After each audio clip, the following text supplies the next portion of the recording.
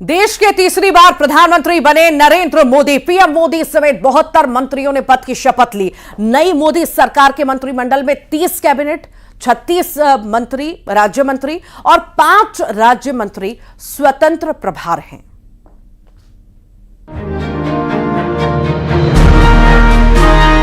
मैं नरेंद्र दामोदर दास मोदी, मैं राजनाथ सिंह, मैं अमित अनिल चंद्र शाह, मैं नितिन जयराम गडकरी, मैं जगत प्रकाश नड्डा, हरदनहल्ली देवेगौड़ा कुमारस्वामी, मैं जीतन राम मांझी, मैं राजीव रंजन सिंह उर्फ ललन सिंह, आई किंजरापु राम मोहन नायडू। 2014 में नरेंद्र मोदी की सरकार जब बनी थी तब मैं नरेंद्र दामोदर दास मोदी ईश्वर की शपथ लेता हूं कि 2019 में नरेंद्र मोदी की दूसरी सरकार बनी तब मैं नरेंद्र दामोदर दास मोदी ईश्वर की शपथ लेता हूं और अब तीसरी बार नरेंद्र मोदी की सरकार बनी है तब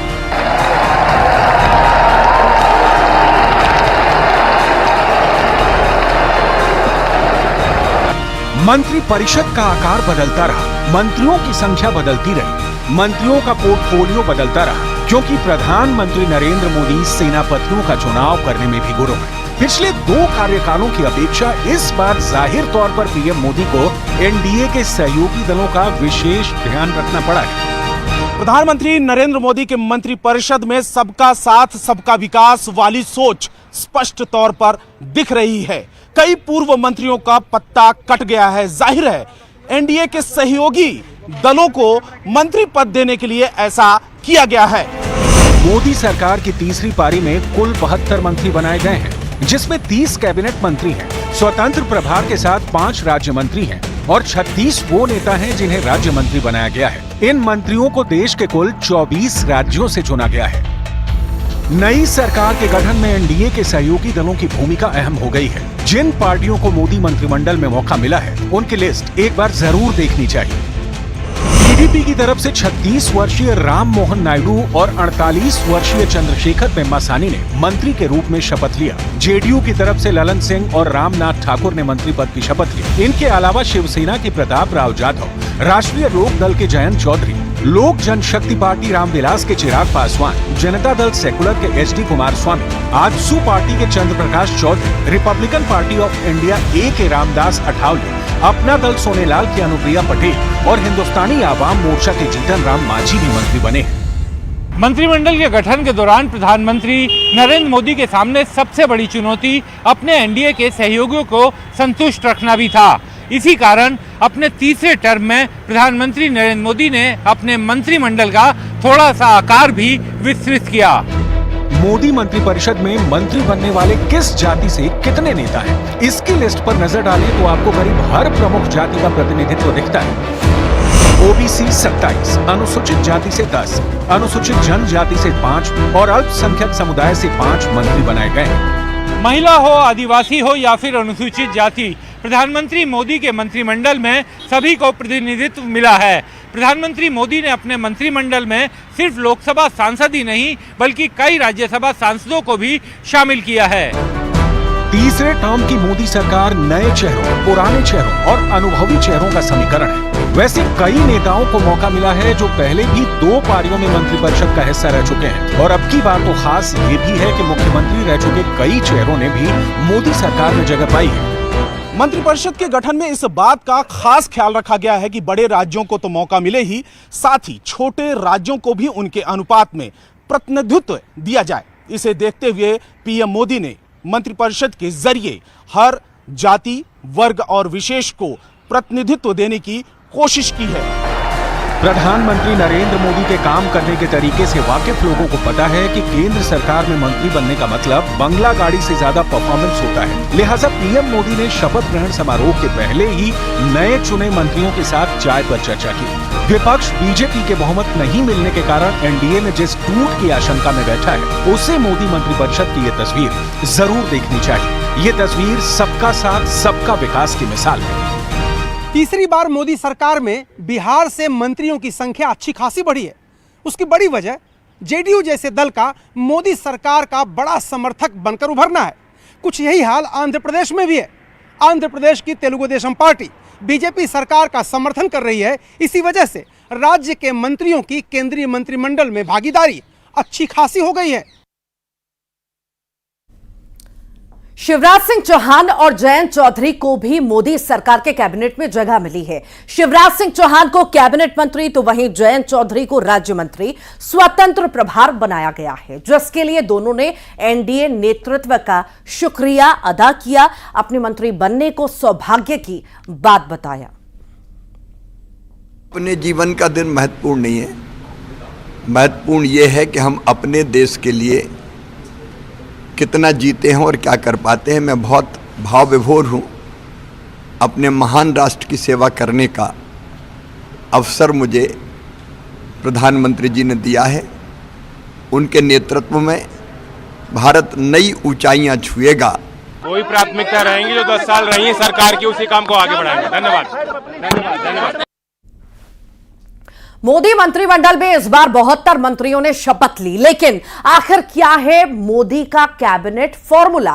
किस फॉर्मूले पर मंथन के बाद प्रधानमंत्री ने अपना मंत्रिमंडल तैयार किया? और क्या है मोदी का वो 100 दिनों का रोड मैप जिस पर अभी से युद्ध स्तर पर काम शुरू हो चुका है? देखिए रिपोर्ट।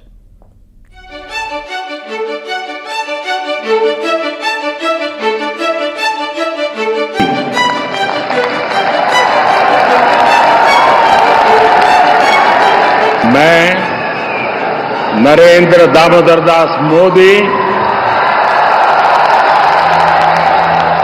ईश्वर की शपथ लेता हूं कि मैं तीसरी शपथ के साथ ही मोदी सरकार 3.0 का 100 दिन का रोड मैप तैयार हो चुका है। मंत्रियों तक रोड मैप लागू कराने का निर्देश पहुंच चुका है। रखूंगा। मैं भारत की प्रभुता और अखंडता अक्षुण्ण रखूंगा। 100 दिन ही नहीं, 100 दिन के बाद अगले 5 साल तक देश को किन किन मोर्चों पर डट कर आगे बढ़ना है, इसका भी रोड मैप तैयार है और अब वक्त एक्शन का है। और शुद्ध अंतःकरण से निर्वहन करूंगा।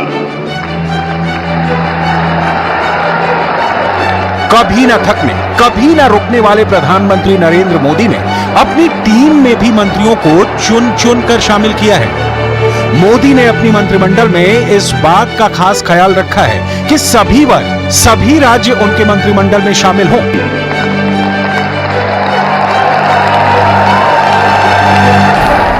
मोदी सरकार में कुल 72 मंत्रियों ने शपथ ली, जिनमें 30 कैबिनेट मंत्री हैं, 36 राज्य मंत्री, 5 राज्य मंत्री स्वतंत्र प्रभार। मोदी सरकार में सभी वर्गों का ख्याल रखा गया है। मंत्रिमंडल में 27 ओबीसी मंत्रियों को जगह मिली है, 10 एससी वर्ग से मंत्री आते हैं, 5 मंत्री एसटी वर्ग से हैं, 5 अल्पसंख्यक समुदाय से हैं, 43 मंत्री ऐसे हैं जो 3 या उससे ज्यादा बार सांसद रह चुके हैं, 39 ऐसे मंत्री हैं जो भारत सरकार में पहले भी मंत्री रह चुके हैं।